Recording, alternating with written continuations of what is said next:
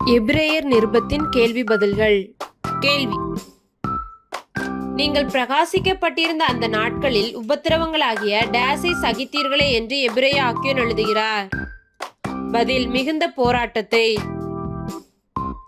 கேள்வி: டேஸிலும் நீங்கள் வேடிக்கையாக்கப்பட்டதும் அல்லாமல் அப்படி நடத்தப்பட்டவர்களுக்கு பங்காளிகளும் ஆனீர்கள். பதில்: நிந்தைகளாலும் உபத்திரவங்களாலும்.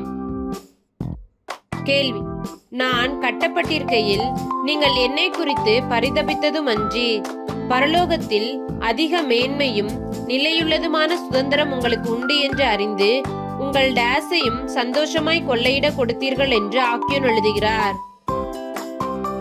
பதில்: ஆஸ்திகளையும். கேள்வி: மிகுந்த பலனுக்கு ஏதுவான உங்கள் டேஸை விட்டு விடாதிருங்கள் என்று எபிரேய ஆக்கியோன் எழுதுகிறார். பதில்: தைரியத்தை. கேள்வி: நீங்கள் தேவனுடைய சித்தத்தின்படி செய்து வாக்குத்தத்தம் பண்ணப்பட்டதை பெறும்படிக்கு டேஸ் உங்களுக்கு வேண்டியதாய் இருக்கிறது. பதில்: பொறுமை. கேள்வி: வருகிறவர் எப்பொழுது வருவார்? தாமதம் பண்ணார். பதில்: இன்னும் கொஞ்சம் காலத்தில் வருவார். கேள்வி: யார் மேல் என் ஆத்துமா பிரியமாய் இராது? பதில்: பின்வாங்கி போகிறவன் மேல். கேள்வி: நாமோ கெட்டு போக பின்வாங்குகிறவர்களாய் இராமல் டேஸ் ஈடேற விசுவாசிக்கிறவர்களாய் இருக்கிறோம். பதில்: ஆத்துமா ஈடேற. கேள்வி: நம்பப்படுகிறவைகளின் உறுதியும் காணப்படாதவைகளின் நிச்சயமாய் இருக்கிறது எது? பதில்: விசுவாசம். கேள்வி: விசுவாசத்தினாலே முன்னோர்கள் பெற்றது எது?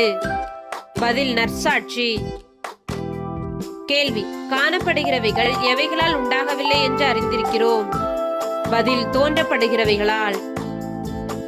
கேள்வி: யாருடைய காணிக்கைகளை குறித்து தேவனை சாட்சி கொடுத்தார்?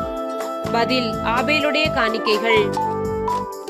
கேள்வி: விசுவாசத்தினாலே ஆபேல் காயினுடைய பலியிலும் எப்படிப்பட்ட பலியை தேவனுக்கு செலுத்தினான்? பதில்: மேன்மையான பலியை. கேள்வி: தேவனுக்கு மேன்மையான பலியை செலுத்தி நீதிமான் என்று சாட்சி பெற்றவன் யார்? பதில்: ஆபேல். கேள்வி: மரித்தும் பேசுகிறான் என்று குறிப்பிடப்பட்டுள்ளவன் யார்? பதில்: ஆபேல்.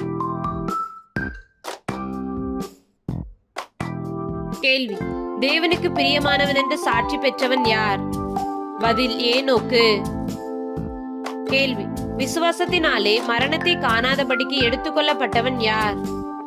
பதில்: ஏனோக்கு. கேள்வி: டேஸ் இல்லாமல் தேவனுக்கு பிரியமாய் இருப்பது கூடாத காரியம். பதில்: விசுவாசம் இல்லாமல். கேள்வி: உலகம் ஆக்கினைக்குள்ளானதென்று தீர்த்து விசுவாசத்தினால் உண்டாகும் நீதிக்கு சுதந்திரவாளியானவன் யார்? பதில்: நோவா. கேள்வி: விசுவாசத்தினாலே தற்காலத்தில் காணாதவைகளை குறித்து தேவ எச்சரிப்பு பெற்றவன் யார்? பதில்: நோவா. கேள்வி: விசுவாசத்தினாலே தான் போகும் இடம் இன்னதென்று அறியாமல் புறப்பட்டு போனவன் யார்? பதில்: ஆபிரகாம். கேள்வி: வாக்குத்தத்தம் பண்ணப்பட்ட தேசத்திலே பரதேசியைப் போல சஞ்சரித்து அந்த வாக்குத்தத்தத்திற்கு உடன் சுதந்திரராகிய ஈசாக்கோடும் யாக்கோபோடும் கூடாரங்களிலே குடியிருந்தவன் யார்? பதில்: ஆபிரகாம். கேள்வி: தேவன் தாமே கட்டி உண்டாக்கின அஸ்திபாரங்கள் உள்ள நகரத்திற்கு காத்திருந்தவன் யார்? பதில்: ஆபிரகாம். கேள்வி: விசுவாசத்தினால் வாக்குத்தத்தம் பண்ணினவர் உண்மையுள்ளவர் என்று எண்ணினது யார்? பதில்: சாராள். கேள்வி: யாராலே வானத்திலுள்ள பெருக்கமான நட்சத்திரங்களைப் போலவும் கடற்கரையில் உள்ள எண்ணிறந்த மணலைப் போலவும் மிகுந்த ஜனங்கள் பிறந்தார்கள்? பதில்: சரீரம் செத்தவன் என்று எண்ணத்தகும் ஒருவனாலே.